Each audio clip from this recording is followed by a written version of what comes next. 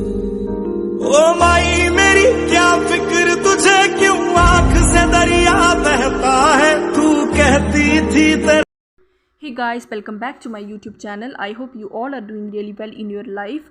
आज का जो वीडियो है बहुत ज़्यादा इंपॉर्टेंट रहने वाला है, क्योंकि आज का जो टॉपिक है वो है मेकिंग ऑफ कॉन्स्टिट्यूशन के बारे में। ये जो टॉपिक है ये एग्जामिनेशन पॉइंट ऑफ व्यू से तो इम्पॉर्टेंट रहने वाला है, लेकिन being a citizen of India we should know about it. हमें पता होना चाहिए कि कॉन्स्टिट्यूशन क्या होता है, कॉन्स्टिट्यूशन क्यों बनाया गया है और कॉन्स्टिट्यूशन बनाने के लिए किन किन लोगों ने इम्पॉर्टेंट रोल प्ले किया है। आइए जानते हैं कि कॉन्स्टिट्यूशन क्या होता है।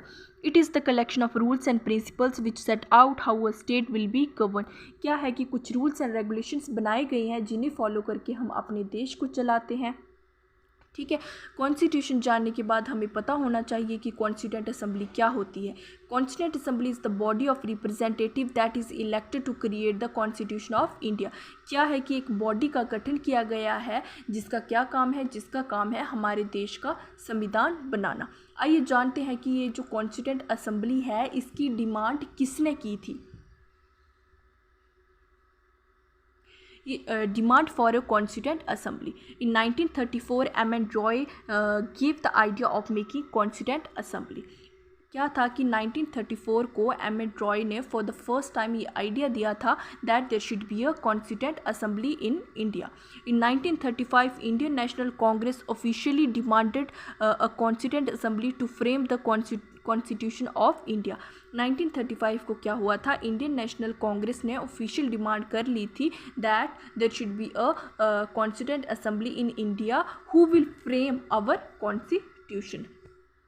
In 1938 को Jawaharlal Nehru on the behalf of Indian National Congress declared that the Constitution of India must be framed without outside interference। क्या था कि 1938 को जवाहरलाल नेहरू ने एक बात साफ कर ली थी कि जो हमारा संविधान है वो एक इंडिपेंडेंट तरीके से बनेगा, हमें किसी भी तरह का इंटरफेरेंस बर्दाश्त नहीं होगा। In 1940 the demand was accepted by the British government which is known as August offer.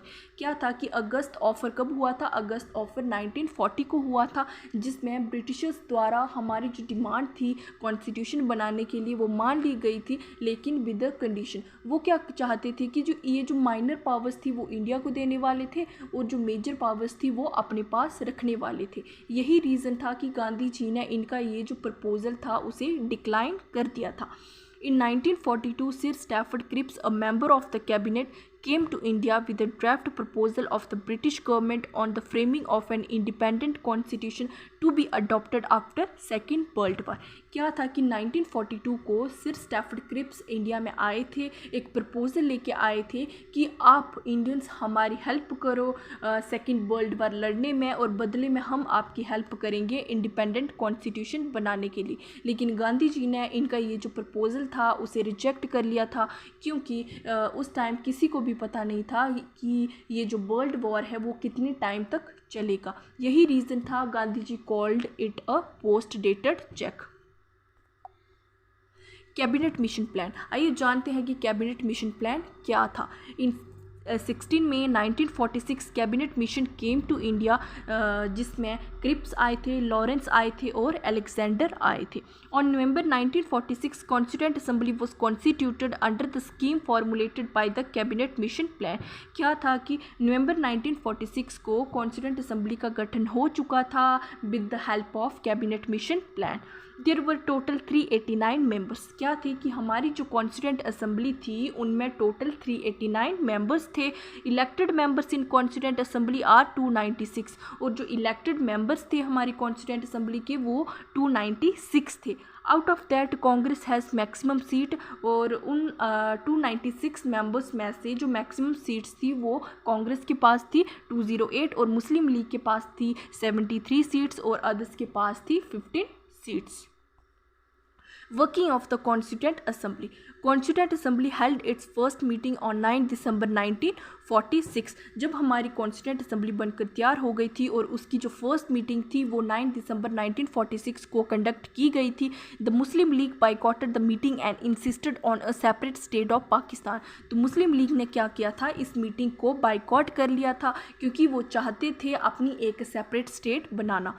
The meeting was attended by only 211 members. यही रीज़न था कि वो जो मीटिंग थी वो 211 मेंबर्स द्वारा ही अटेंड की गई थी। Doctor Sachchidanand Sinha was elected as the president of India. क्या था कि जो डॉक्टर सच्चिदानंद सिन्हा थे वो one of the senior most members थे हमारी कॉन्स्टिट्यूंट असेंबली के। यही रीज़न था कि उनको टेम्पररी प्रेसिडेंट चुन लिया गया था।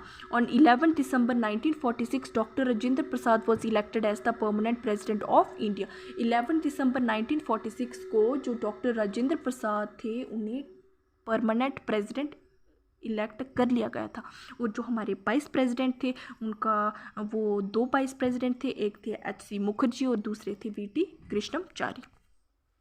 अब ऑब्जेक्टिव रेजोल्यूशन क्या होता है? ऑब्जेक्टिव रेजोल्यूशन एक तरह का एम था हमारा कॉन्स्टिट्यूंट असेंबली बनाने के पीछे। ये जो ऑब्जेक्टिव रेजोल्यूशन है ये 13 दिसंबर 1946 को इंट्रोड्यूस किया गया था और इसे अडॉप्ट किया गया था 22 जनवरी 1947 को। Under this people of India were guaranteed social, economic and political justice, equality and fundamental freedom. इस ऑब्जेक्टिव रेजोल्यूशन में एक तरह का एश्योरेंस दिया गया था इंडियंस को that you will get the certain types of freedoms after making constitution.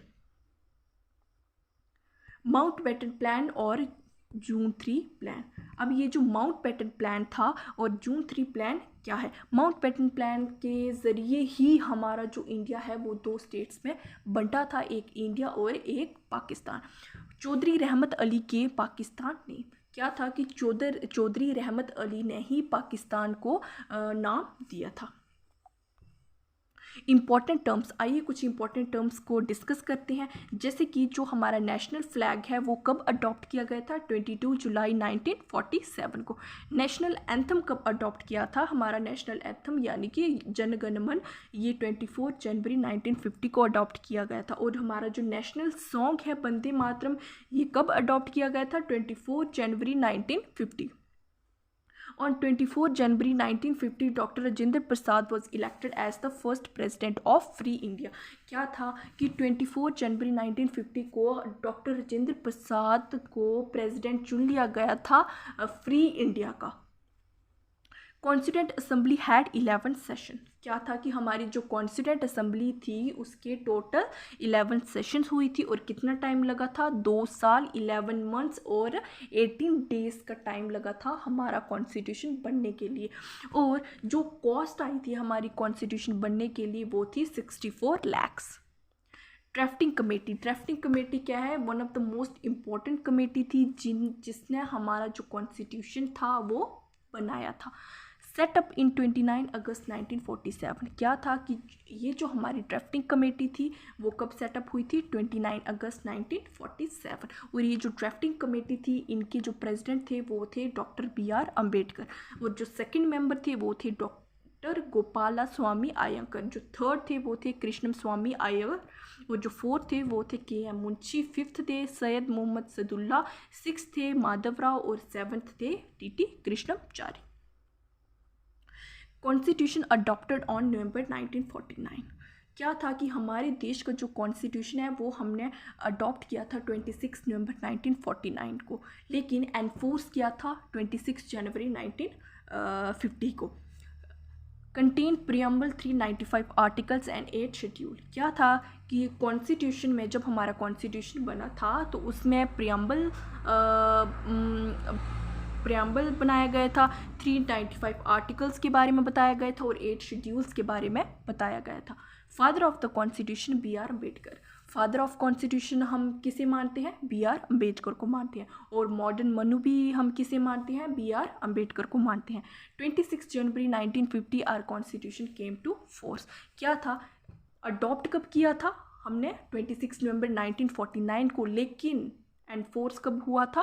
वो हुआ था 26 जनवरी 1950 को। आइए कुछ इंपॉर्टेंट फैक्ट्स जानते हैं। Elephant was adopted as the symbol of constituent assembly. जो हमारी कॉन्स्टिट्यूंट असेंबली थी उसका जो सिंबल था वो क्या था? Elephant. B N Rao appointed as the legal adviser of the constituent assembly. क्या था कि जो बी एन राव थे वो लीगल एडवाइज़र थे हमारे कॉन्स्टिट्यूंट असेंबली के। कैलीग्राफर की अगर हम बात करें तो जो हमारा कॉन्स्टिट्यूशन था उसे इंग्लिश में ट्रांसलेट किया था प्रेम बिहारी जी ने, और जो हिंदी में ट्रांसलेट किया था वो गोपाल कृष्ण वैद्य ने। Thank you so much for watching my video. अगर आपको कोई भी मिस्टेक लगती है do let me know in comment session. Thank you so much for watching.